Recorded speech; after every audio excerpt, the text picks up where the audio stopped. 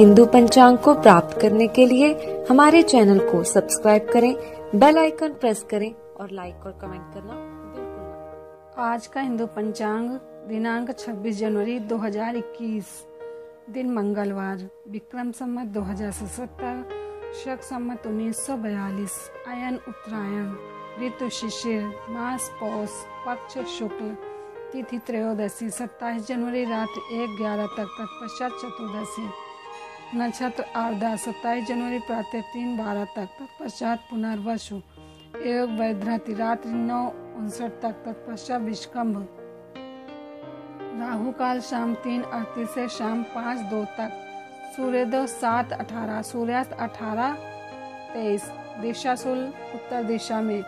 व्रत पर्व विवरण: भौम प्रदोष व्रत, गणतंत्र दिवस, चतुर्दशी, आर्द्रा नक्षत्र योग रात्रि 1:12 से प्रातः 3:12 तक, अर्थात 27 जनवरी 1:12 AM से 3:12 AM तक। ओमकार का जप अक्षय फलदायी। विशेष: त्रयोदशी को बैंगन खाने से पुत्र का नाश होता है। ब्रह्म पुराण ब्रह्मखंड हिंदू पंचांग। माघ मास 28 जनवरी से लेकर 27 फरवरी तक। गुजरात एवं महाराष्ट्र अनुसार माघ मास दिनांक 12 फरवरी से माघ महीना रहेगा। माघ स्नान से बढ़कर पवित्र पाप नाशक दूसरा कोई व्रत नहीं है। एकादशी के व्रत की महिमा है, गंगा स्नान की महिमा है, लेकिन माघ मास में सभी तिथियां पर्व हैं, सभी तिथियां पूनम है और माघ मास में सूर्योदय से थोड़ी देर पहले स्नान करना पाप नाशक और आरोग्यप्रद और प्रभाव बढ़ाने वाला है। पाप नाशनी ऊर्जा मिलने से बुद्धि शुद्ध होती है, इरादे सुंदर होते हैं। पद्म पुराण में ब्रह्म ऋषि भृगु कहते हैं कि तप परम ध्यानम त्रेतायाम जन्म तथा द्वापरे व कलो दानम माघ सर्व युगे शुच। सतयुग में तपस्या से उत्तम पद की प्राप्ति होती है, त्रेता में ज्ञान, द्वापर में भगवत पूजा से और कलयुग में दान सर्वोपरि माना गया है।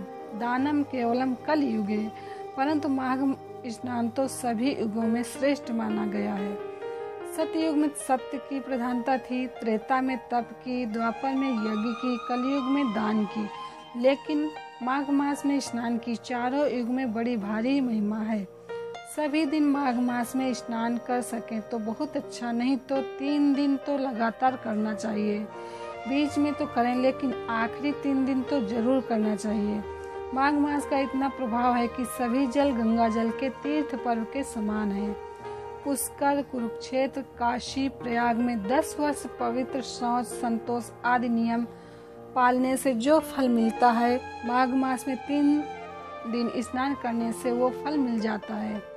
खाली 3 दिन माघ मास प्रातः स्नान सब कुछ देता है। आयु, आरोग्य, रूप, बल, सौभाग्य, सदाचरण देता है। जिनके बच्चे सदाचरण से गिर गए हैं उनको भी पुचकार के इनाम देकर भी बच्चों को स्नान कराओ तो बच्चों को समझाने से, मारने पीटने से या और कुछ करने से इतना नहीं सुधर सकते हैं। घर से निकाल देने से भी इतना नहीं सुधरेंगे जितना माघ मास के स्नान से। तो सद आचरण, संतान वृद्धि, सत्संग, सत्य और उदार भाव आदि का प्राधित्य होता है। व्यक्ति की सुंदरता उत्तम गुण, समझ उत्तम गुण से संपन्न होती है। नरक का डर उसके लिए सदा के लिए खत्म हो जाता है। मरने के बाद फिर वो नरक में नहीं जाएगा।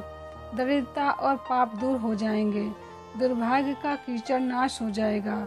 यत्न पूर्वक माघ स्नान, माघ प्रातः स्नान से विद्या निर्मल होती है। मलिन विद्या क्या है कि पढ़ लिख के दूसरों को ठगो, दारू पियो, क्लबों में जाओ, बॉयफ्रेंड गर्लफ्रेंड करो, ये मलिन विद्या है। लेकिन निर्मल विद्या होगी तो ये पापाचरण में रुचि नहीं होगी। माघ प्रातः स्नान से विद्या निर्मल कीर्ति बढ़ती है। आरोग्य और आयुष, अक्षय धन की प्राप्ति होती है। जो धन कभी नष्ट न हो वह अक्षय धन की भी प्राप्ति होती है। रुपए पैसे तो छोड़ के मरना पड़ता है, दूसरा अक्षय धन वो भी प्राप्त होता है। समस्त पापों से मुक्ति और इंद्रलोक की प्राप्ति सहज में हो जाती है, अर्थात स्वर्ग लोक की प्राप्ति। पद्म पुराण में वशिष्ठ जी भगवान कहते हैं, भगवान के गुरु भगवान वशिष्ठ जी कहते हैं, वैशाख में जल, अन्न, दान उत्तम है। कार्तिक में तपस्या और पूजा, माघ में जप और होम दान उत्तम है। प्रिय वस्तु अर्थात रुचिकर वस्तु का त्याग करने से व्यक्ति वासनाओं की गुलामी के जंजाल को काटने का बल ले आता है। नियम पालन, पवित्र नियम पालने से अधर्म की जड़ें कटती हैं। जो लोग तत्व ज्ञान सुनते हैं लेकिन अधर्म करते रहते हैं तो तत्व ज्ञान में रुचि नहीं होती, तत्व ज्ञान उनको पछता नहीं है। मूर्ख हृदय न चेत्ये, यद्यपि गुरु मिले बिरंचि सम। ब्रह्मा जी जैसा गुरु मिले लेकिन जिसको अधर्म में रुचि है वो फिर फिसल जाता है। मैं मिलियन बिलियन ट्रिलियन बनूं, लेकिन वो सुसाइड करके मर गए। कई मिलियन कई ट्रिलियन बड़े बड़े तो बड़े धनाढ्य थे और उनकी बड़ी दुर्गति हुई। तो जिस वस्तु में आसक्ति है उस वस्तु को बलपूर्वक त्याग दे तो अधर्म की जड़ें कटती हैं। सकाम भावना से माघ महीने का स्नान करने वाले को मनोवांछित फल प्राप्त होता है, लेकिन निष्काम भाव से कुछ नहीं चाहिए, खाली भगवत प्रसन्नता भगवत प्राप्ति के लिए माघ का स्नान करता है तो उसको भगवत प्राप्ति में भी बहुत आसानी होती है। सामर्थ्य के अनुसार प्रतिदिन हवन और एक बार भोजन करें। माघ मास में 3 बार खाना, ये आध्यात्मिक जगत में और बच्चों के लिए 3 बार भोजन बुद्धि मोटी बना देता है। माघ मास में जरा नाश्ते से बच जाओ, 2 टाइम भोजन करो। लिखा तो 1 टाइम है लेकिन फिर भी 2 टाइम कर सकते हैं। माघ मास में पति पत्नी के संपर्क से दूर रहने वाला व्यक्ति दीर्घ आयु वाला रहता है और संपर्क करने वाले की आयुष्य नाश होती है। भूमि में शयन नहीं तो गद्दा हटाकर सादे बिस्तर पर, पलंग पर और समर्थ जितना हो, धन में विद्या में जितना भी कमजोर हो, असमर्थ हो, उतना ही उसको बल पूर्वक माघ स्नान कर लेना चाहिए तो धन में, बल में, विद्या में बढ़ेगा। माघ मास का स्नान असमर्थ को सामर्थ्य देता है, निर्धन को धन देता है, बीमार को आरोग्य देता है, पापी को पूर्ण, निर्बल को बल देता है। माघ मास में तिल उपटन स्नान मिक्सी में पीस जाते हैं। थोड़ा पानी में घोल बनाकर शरीर को मलकर फिर तिल और जौ, वो पूर्ण स्नान है। उपटन स्नान, तर्पण, हवन और दान और भोजन में भी थोड़ा तिल हो जाए वो कष्ट निवारक है। पूज्य बापू जी। हिंदू पंचांग संपादक अंजनी नीलेश ठक्कर।